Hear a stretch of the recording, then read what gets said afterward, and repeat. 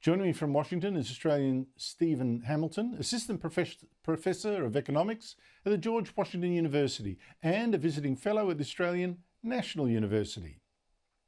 Stephen Hamilton, thank you so much for your time.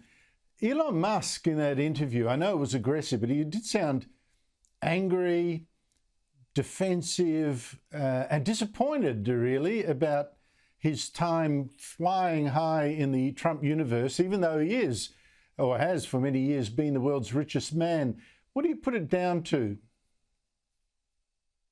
Yes, well, Trump in Mark 1 and now Mark 2 does have plenty of disappointed people lying in his wake. Elon Musk is certainly not the first, but I really do think it is this sort of clash or conflict between a kind of Silicon Valley mindset and the mindset of Washington, D.C., right? So I think the mantra in Silicon Valley, that I think Mark Zuckerberg framed was, move fast and break things, right? That's how you build a successful company in Silicon Valley. That's just not how Washington works. And you can try as hard as you want. There was a lot of promise to DOGE, Elon Musk, the whole sort of Trump, drain the swamp, improve the government project, but I just don't think it has delivered, really what anyone in their wildest dreams possibly could have hoped for. Well, Trump was promised by Elon Musk that Musk and his DOGE unit would cut government spending by $2 trillion next year, $1 trillion this year. That's American dollars, huge amounts. What happened?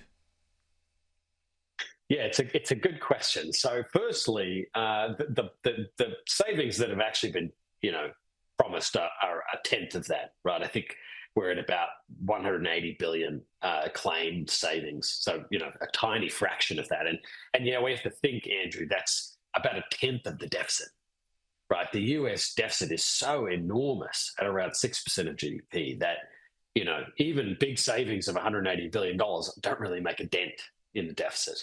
And actually, if we look at the numbers for the first 100 days of Trump's presidency, government spending is actually up on last year.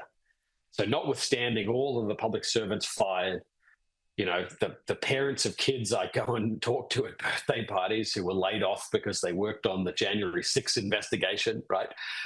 For all of the aid contracts cancelled, at the end of the day, the dollar figure that they've delivered is just a drop in the pond. And I think the biggest lesson here is you can't solve the US budget problem by firing people. You can't solve the US budget problem by cutting foreign aid. At the end of the day, the US government is a pension fund with an army. And so the only way to tackle the US budget problems is to go after the huge programs, Social Security and Medicare, defense. If you don't touch those, you really can't make much progress. And I think that's the problem fundamentally, that the iron arithmetic that Trump is and Elon have run up against. And it's a political reality that once you give handouts, it's almost impossible to claw them back. And that is a factor in Australia too. What lessons should Australia learn from what's happening in the US? I mean, we've just had the Victorian government post a budget yesterday that prophesies a debt of nearly $200 billion in a couple of years, or a few years from now, $200 billion.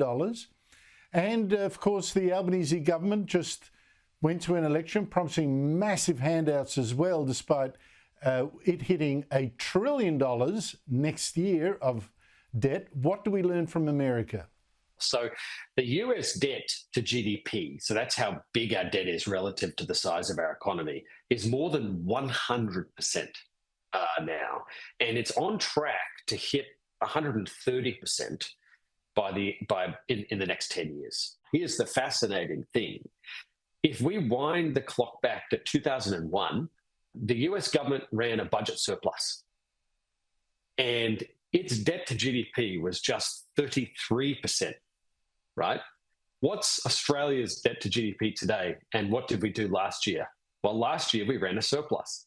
And at the moment, our debt to GDP is 33%, exactly what America's was in 2001.